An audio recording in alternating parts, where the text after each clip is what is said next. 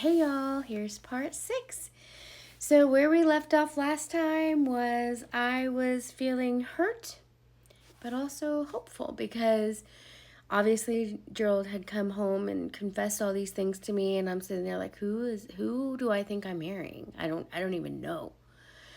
But then also his encounter with God was super hopeful to me. And he seemed super hopeful about it. He was like, this is like so crazy.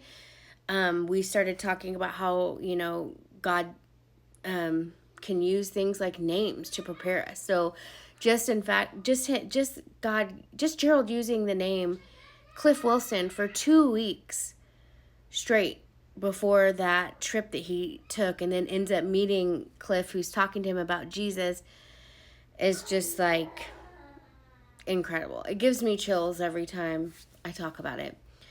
Um, well, I asked God. I said, "Do I marry this man? I feel like you told me I should, and I want to have complete peace about it. If it's from you, I know you'll give me complete peace." And he did. I had complete peace about marrying Gerald. So we continued on.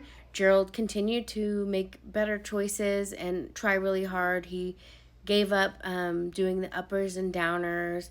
He only drank on the weekends, and he was even not hanging out with Travis very much because I had asked him to do that. Travis was a little part of our wedding, so he was definitely still a part of our lives, but not in the way, not so heavily. But he did end up telling me, Gerald ended up telling me like years later, because I asked him like, after all that stuff that you came and told me, I said, I'm real hazy. I don't really remember, because I think I was just like in wedding planning mode. Like, what happened? He was like, honestly, I just tried to quit everything cold turkey, the drugs, not the drinking. And he was like, I tried to cut back hanging out with Travis. He's like, a few times, we would hang out, but it wasn't as consistent. He was like, but one time when I was hanging out with Travis shortly after that, he was like, it was like a month or two later after the camping trip, or the fake camping trip. They went to a strip club on a Monday night, and he was sitting in there with Travis and these friends and looking at these women, and it was the first time that he felt shame and guilt for being in a place like that. Like, he felt like he didn't want to be there. And so he was sitting there thinking, man, is like God changing my heart? Like, this is so different for me, because it was something that he would look forward to going to. And so I thought that was interesting. He had told me that like several years later. But anyways, honestly, and all I can really remember after that is just wedding planning. And, if you've ever planned a wedding before, it's pretty consuming. So we get married, and my sweet dad marries us. And that was very special. It was a beautiful wedding. We went on a cruise for our honeymoon, and we were very drunk almost the whole time. I was not much of a drinker, but I absolutely was on this cruise, and I just like had fun, but also felt out of control. Like, I did not like that. I did not like that feeling. So anyways, we get back to our normal life.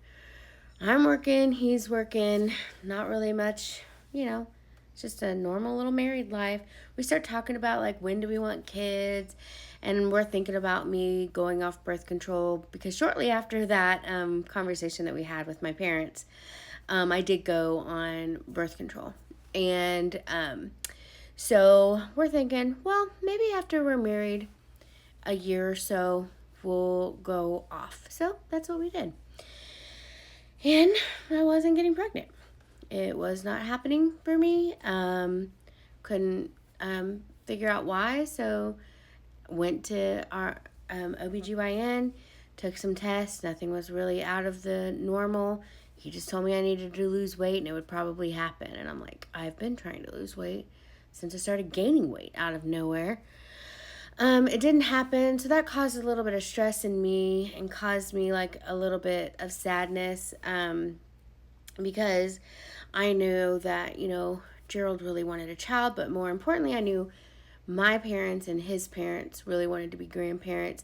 And just all the outside, when are you going to have a baby? When are you going to have a baby? When are you going to have a baby? Like, shut up. People don't do that. You never know what people are like going through.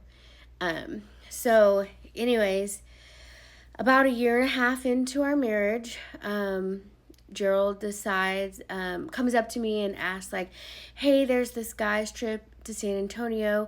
I can't remember if it's one of his friends' bachelor parties or if it's just a guy's trip. I can't really remember.